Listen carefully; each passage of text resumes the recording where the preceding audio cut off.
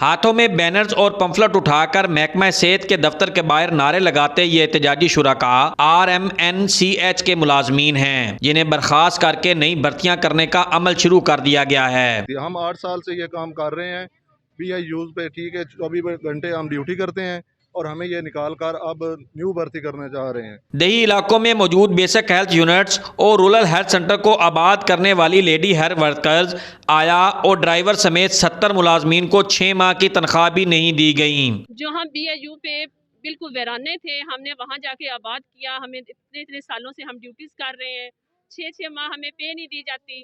جب ہماری پے آتی ہے تو ہم اتنے قرضے میں پھنسے ہوتے ہیں کہ ہماری ساری سیلریز قرضے میں چلی جاتی ہے، ہمیں ریگولر کیا۔ احتجاجی شرکاء کہتے ہیں کہ تنخواہیں نہ ملنے کے باعث گھروں کے چولہے ٹھنڈے ہونے کی پریشانی ایک طرف، اب تو ان کی نوکریاں بھی چھین لی گئی ہیں۔ 15 سالوں سے عارضی نوکری کرنے والے ملازمین نے بحال نہ کرنے پر احتجاج کا دائرہ کار وسیع کرنے کا عندیہ دے دیا ہے۔ کیمرہ مین عرفان علی کے ساتھ امیر عمر چمن، ARY نیوز چنیوٹ۔